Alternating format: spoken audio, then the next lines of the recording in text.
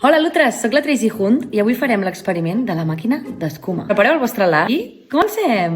Necessitarem una ampolla de plàstic. Estic reaprofitant el que vaig fer servir per l'experiment de la neu artificial. Una mica de sabó de rentaplats, aigua, un mitjó desaparellat, que segur que en teniu, unes tisores, una cullera sopera i un recipient.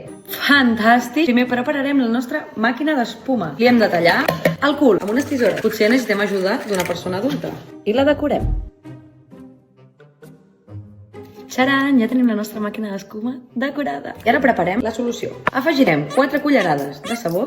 Li afegirem a poc una mica d'aigua mentre anem remenant suaument. Col·loquem al mitjó el cul d'ampolla. Atenció a la nostra màquina d'escuma. La suquem al líquid i bufem per la boca de l'ampolla. I mireu, mireu quanta espuma.